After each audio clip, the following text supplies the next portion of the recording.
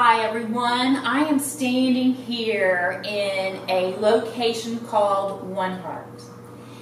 And have you ever met anyone who's been homeless before and they've turned their life around? It's not really important why somebody's homeless sometimes, it's more of how you can turn it around. Well, the person who started One Heart was homeless for a while. Went through some things in their life that sparked the store that I'm standing in. I want to show you a few items before we get started with the interview. Some of these items that I'm showing you have been repurposed. Someone has literally came in, purchased items, and repurposed them to sell so that One Heart can make money. There are some incredibly cute things in this store. All of this person has repurposed. It's just so adorable, the things that you can find here. I don't know if you're like me, but I like to celebrate people who can turn their lives around. Some people are born with money, that's great. Some of us are not. This person grew up in a nice home and everything. However, she made some life decisions that took her down a different pathway. So we're going to hear her story today, and hopefully that will open your eyes and your heart up to think differently about someone you see homeless or someone who's struggling through something that's different than what you're struggling through. All right? So let's go meet Stephanie Bowman. All right, come join me.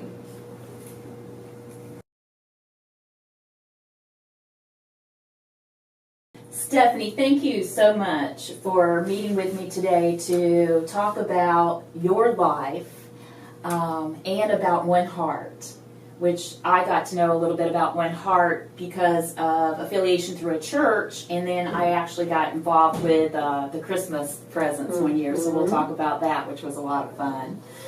But I like to jump right in on things, so as we're sitting here talking, your adversity from the very beginning of what you went through, life choices that you made. We all make life choices. Absolutely. Whether they're good or bad. And you took some that weren't so positive in your life and you turned them around, and that's how One Heart started for women and children.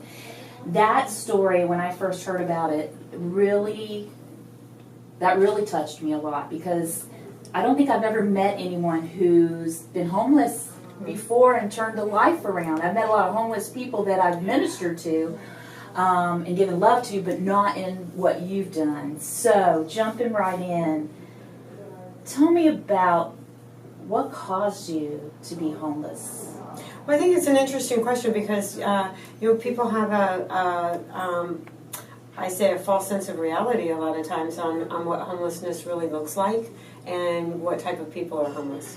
And for me, I was raised in a wonderful, loving home, and we weren't around a lot of homeless people. And I ended up getting married, and when I got married, there was a lot of domestic violence in the marriage towards the last 3 years, and I left my job, I left my family, I left everything except my children. So I had my van, I had my children, my driver's license, my social security card, and I left.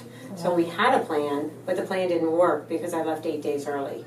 And there wasn't a bed in the shelter where I was getting ready to go. So I ended up homeless here in Orlando, under the Paramore-Anderson area. Oh my gosh. And yep, I was there for 5 weeks with my kids. And I was putting my oldest daughter, who was almost 6, in dumpsters for food.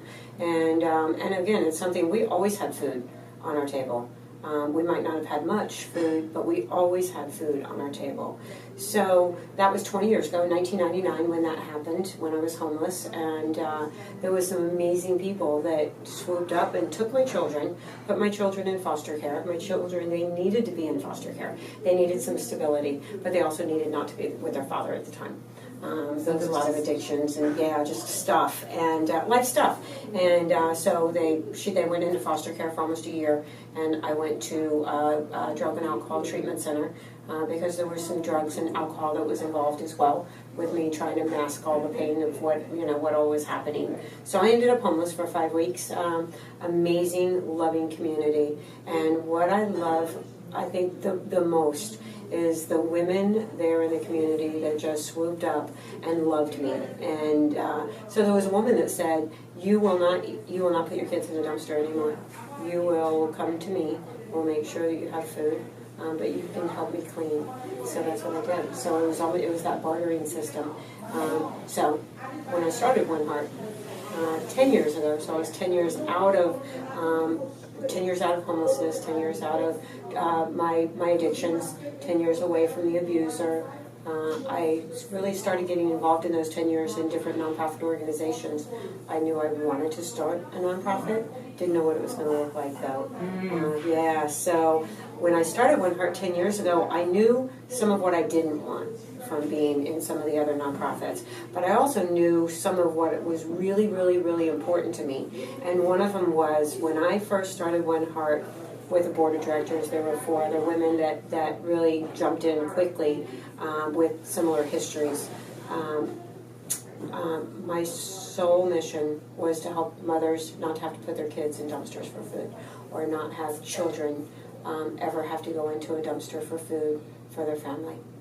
You know, there's so many of us that are watching this right now that have no earthly idea what that can even feel like for a child, much less for a mother having to, that's a choice you had to make at that moment. Yes. Survival skill, purely survival skill. And so one of the things here at One Heart, we help families that were in that, sort of that, we bridge the gap is really what we would say, because some of our families are homeless, some are not. Some are in hotels with multiple family members or people in that hotel room, or trailers, or even in houses. And what we've said is, you pay your bills, come in here so you can get your healthy food. We also have fresh produce. We have about 1,600 pounds every single day that goes out into our community with families that come into One Heart. But what we've said is, let us help bridge that gap during that time of transition. So really, we're helping families in that time of transition. That's awesome. And going back to a little bit with your, touch a little bit on the adversity side, you're very open and honest with the fact that you had an alcohol problem and drug. And what was the drug problem? Crack cocaine. Crack cocaine. And you would never know it. I mean, a lot of times what we do also is, like, when we meet somebody, we see them for the outside. Right. And we don't know what their struggles either are at that time or have been. And when we start, talking, just sparking that conversation. Sometimes it might just be, hi, how are you doing today? And asking somebody what their name is, what they do for a living. And sometimes the conversation ends right there. And other times that conversation goes much farther. And getting to know people, people for who they are. And learning a little bit more where they come from. Having that conversation. There's a lot more people that would be open about what their past life is if they were asked. And again, it's igniting, it's sparking a conversation. I agree with you, because when I first met you was helping the homeless at Northland Church, and my eyes were opened when I did that, and that was like 10 years ago, I think, when we did that, right? Because we were just starting. You were just starting out. Yep. That's right. Yep. Oh my gosh. It's been that. Wow, it's crazy. That is crazy. It doesn't seem like it was that 10 long years ago. back. Wow. Mm-hmm. And I remember that sitting down and eating at the table with people and just asking them questions about where they were from and stuff. And one person said to me, "Wow, you're the first person that's asked me where I'm from, about my life or anything." And I found that to be so sad. It is, and that's I think that's one of our issues still to this date. When I was homeless for that 5 weeks, there was nobody that looked me right in the eye other than the women that were in the community there in Paramore Anderson. Now, I could have gone to my family, I could have gone to his family, I could have gone to friends, but I didn't want to put anybody in jeopardy. So again, part of the story is, I ended up homeless because of not wanting to put anybody in jeopardy. And there's a lot more women that are out there with the same common stories. And again, we want to be seen just like anybody else. We didn't ask. I didn't ask to be homeless with my kids. Right.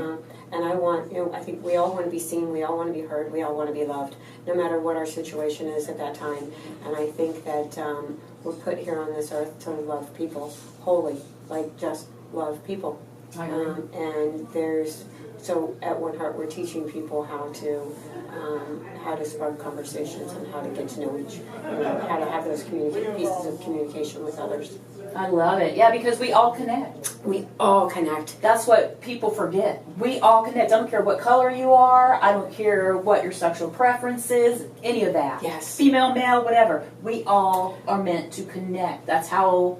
And sometimes it's 10 years later, right? We meet, and then somehow, some way, it's like, oh, I've met you before. Wait a minute, And again, it goes back to that conversation, and being willing to say, hey, I think I've met you before, right? Instead of just kind of looking and going our own way. Oh yeah.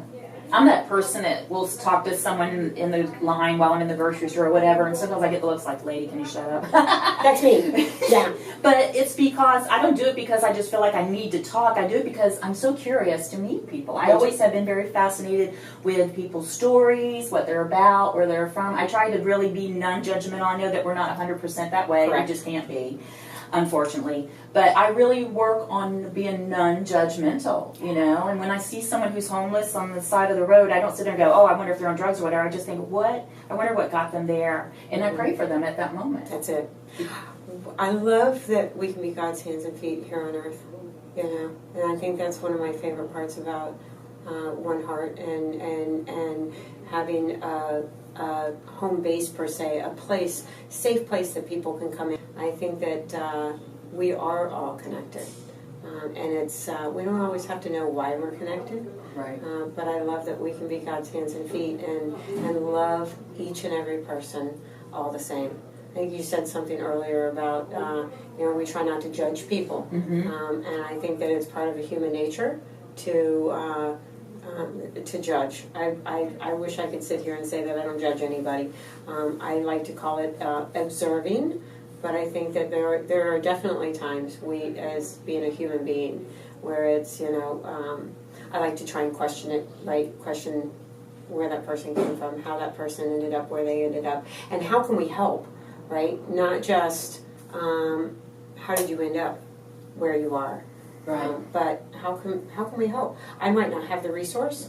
We use social media a lot here. Right. Oh, yeah. So if we don't have a resource, I'll quickly put something up on social media, and whether it's looking for a halfway house or looking for a baby crib or looking for shelter for somebody, and it's amazing how quickly. There's not one thing that we've asked for within 48 hours we have not found a solution to. I've noticed that. You were looking for gift cards for someone not long ago or something for that effect. Mother's Day? Mother's Day, is that what it was? Yep. And it was like I saw that you had, it looked like things were coming in. 48 hours. Literally 48 amazing. hours. We had everything for all 50 women. Yeah. Same thing with Christmas. We help over 1,500 children at Christmas time. And part of that story is 20 years ago, my children, the only way that they had Christmas presents was through other people helping. Oh, wow. Mm-hmm. So that's how you started the Christmas drive. What's it called? So it's just a holiday helping. Okay. Really, it's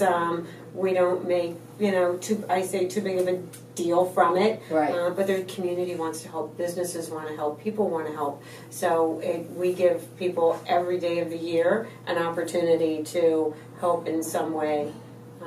But with the Christmas presents, it's really interesting. Before I started One Heart, it was actually 14 years ago, I was teaching parenting classes at a place called Shepherd's Promise. Oh, yeah. And there were 26 children that were living there in the shelter. And I was teaching parenting and life skills, and one of the little boys came running over to me, and he was pretty frantic, and it was the day after Thanksgiving, and he said, Miss Stephanie, we've got a big problem. And I was like, what's the problem? And he said, no, I don't think you can fix it. Santa Claus is not going to be able to find us. We are not in our home. And of course I was like, oh my gosh. You don't have to worry about that. We will make sure that Santa will find each and every one of you. So what we did the next week, and we were wrapping things up at that time for the week, but they all went home with homework, and they were to write a letter to Santa Claus.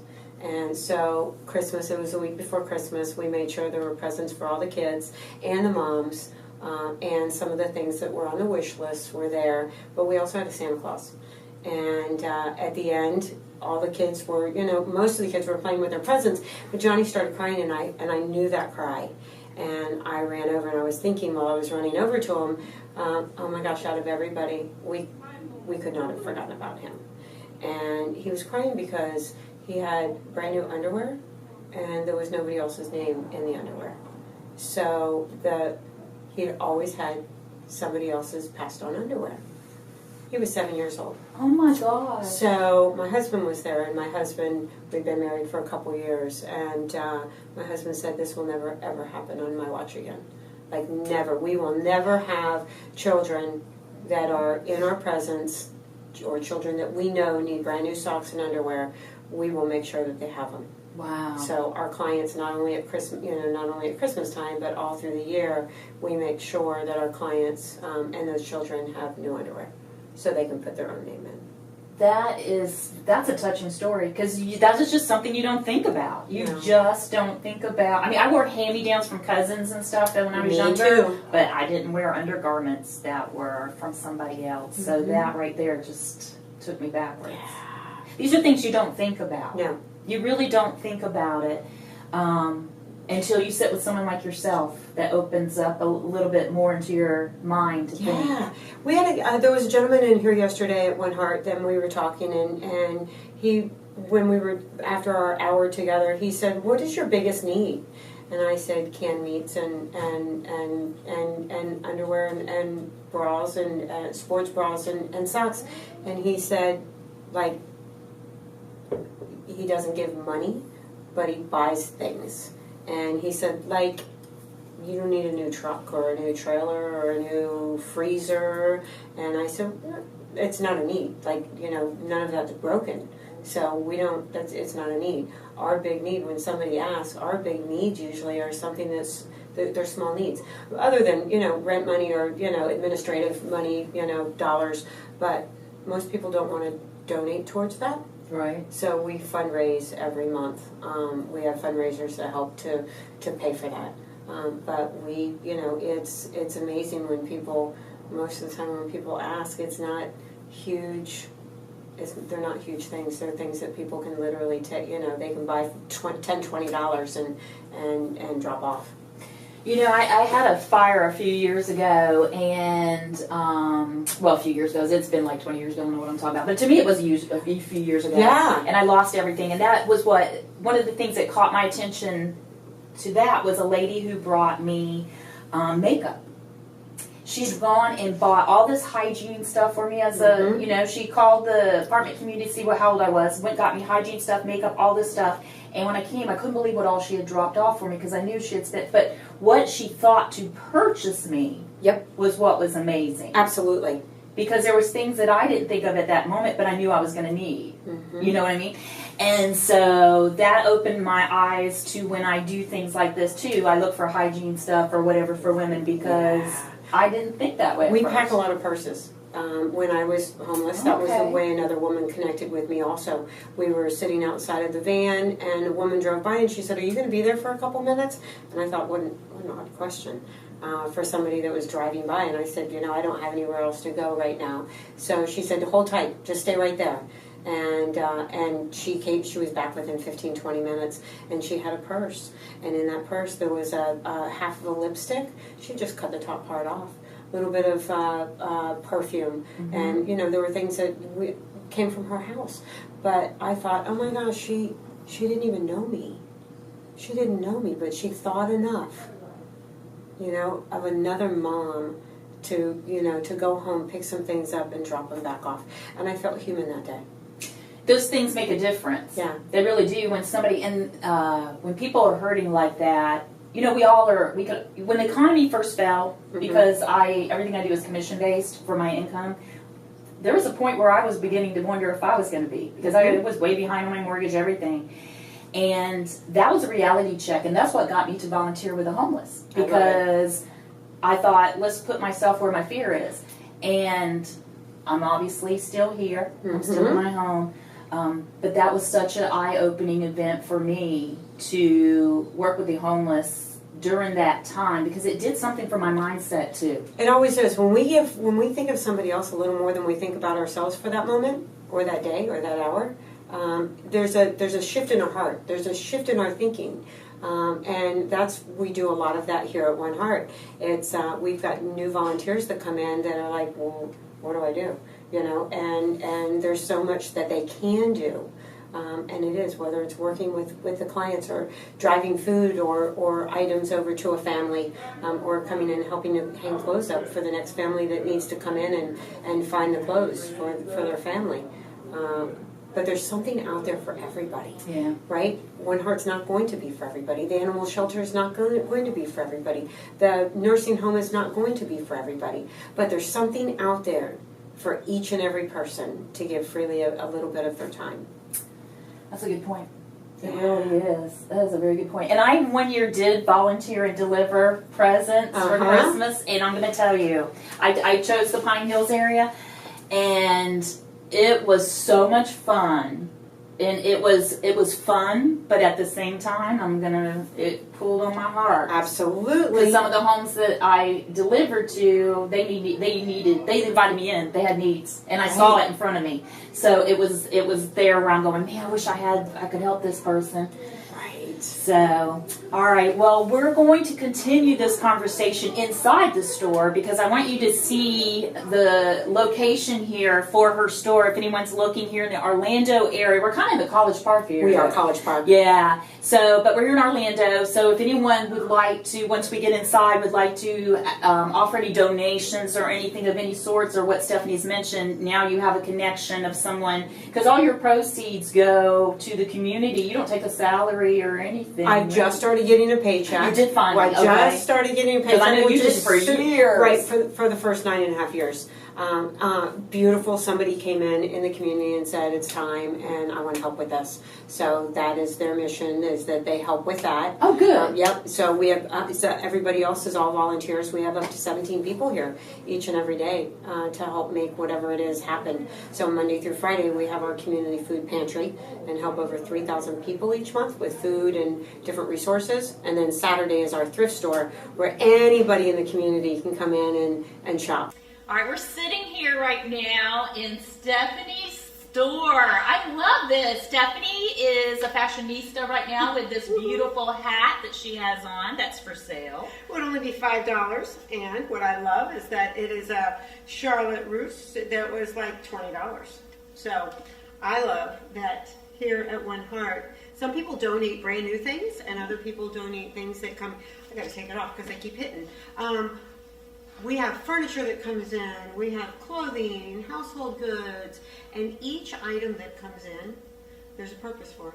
So some of the families come in, some of our community come in and purchase items, but also during the week we have our clients can come in and volunteer and earn $10 an hour in vouchers. Oh, nice. So at the end of the day, end of the week, end of the month, or if they're waiting because now they're moving into a place, they can use their vouchers, whenever they need to. For, again, furniture, for clothing, never for food, never for hygiene items or baby items. That's always free. Those are emergency, those are necessities. Anything else is something that, they can come in and they can work for. Bicycles, bus passes. Yeah. Wow. So again, it's repurpose. Right? I love it. Yeah. And I love the playfulness. That's the fun thing, right? Is it something for sale as well, the boa? $2. I like the boa. Yes. We had a fundraiser not too long ago, and it was a gala, and all 7 of us all wore dresses and accessories and shoes and purses from One Heart. And literally, we were on the stage, and I was able to say everything that I'm wearing, $25. And the dress still had a price tag in it for $142. Again, $25 for absolutely everything. And it was beautiful because there were some more women in the community that did not know that we had a thrift store.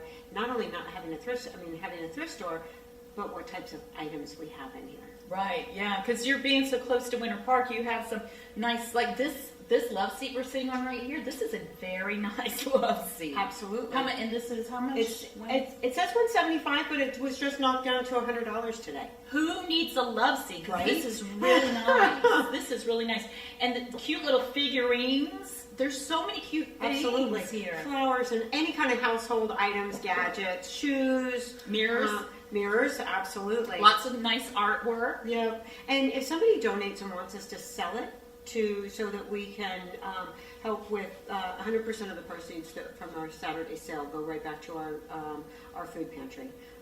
But other people want to donate things and not have it be sold. So we totally honor that. If somebody donates and says, I want this to go to be paired with another family that needs it, we honor that at 100%.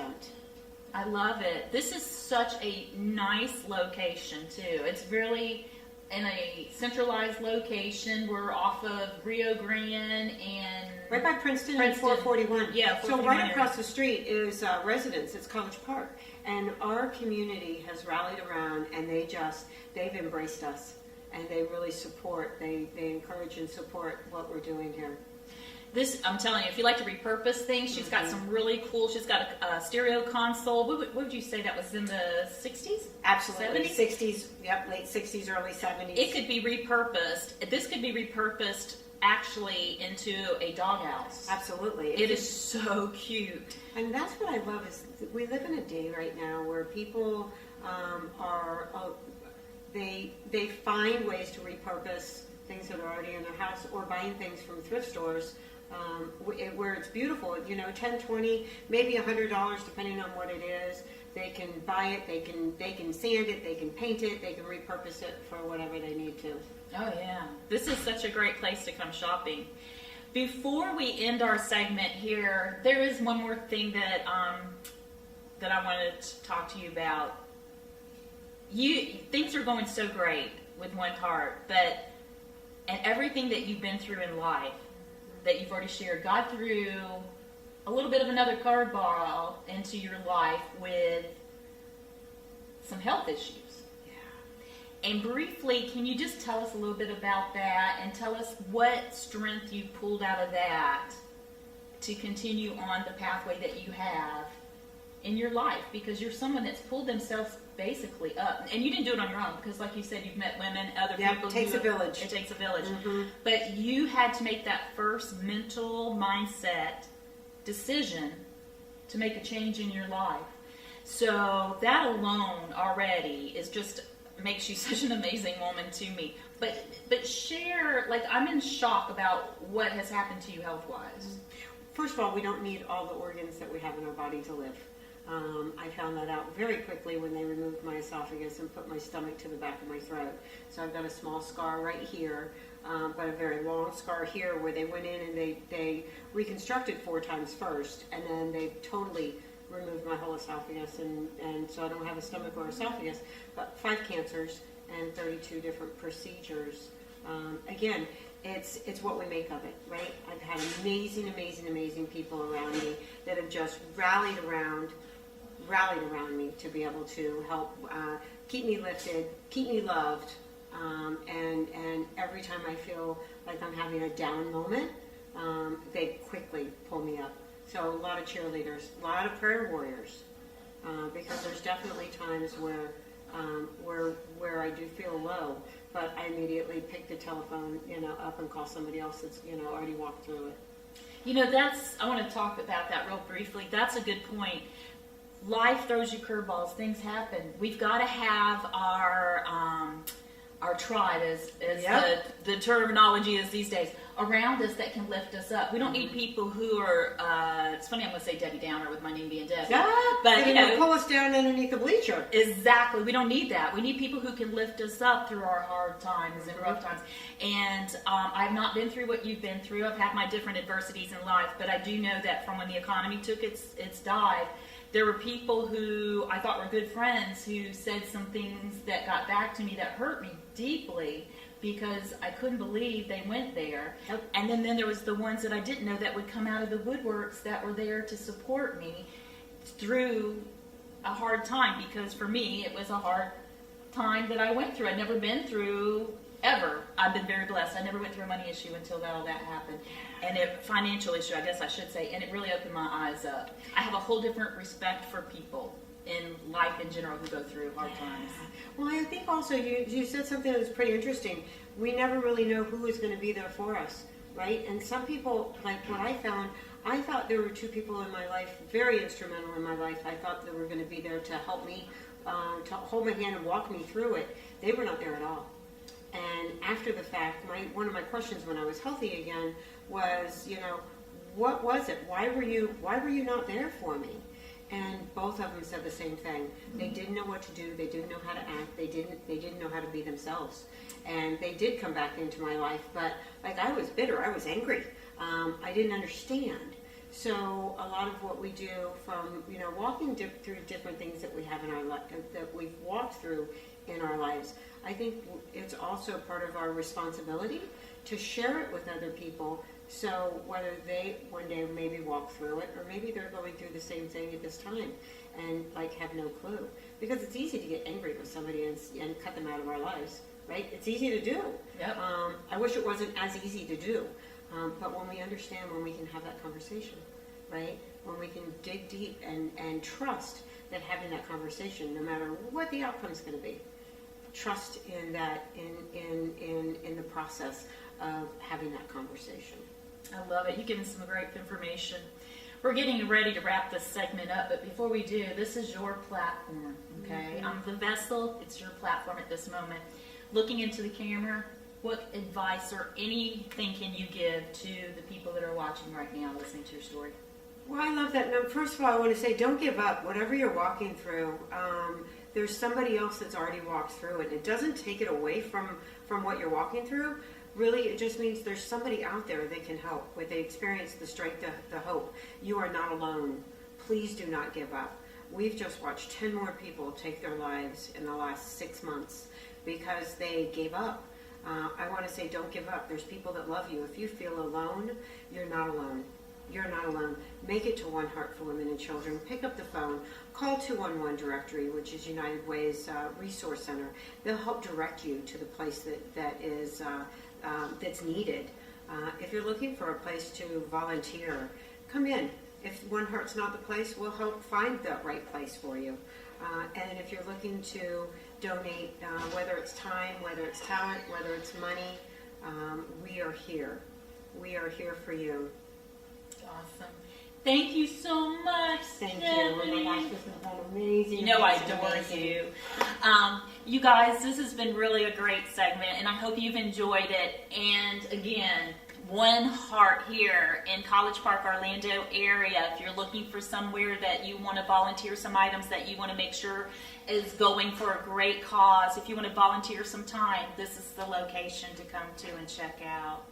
You guys, thank you once again for watching our show, and Stephanie for being here. You guys, let your light shine. Every single one of us has a light in us. We've all had adversity that comes out into our lives, but we all have this one light that we can let shine. And I would love to interview you on my show if you're doing something spectacular, no matter what has happened in your life. Shine bright. Exactly. All right, you guys. Peace. Have a great day.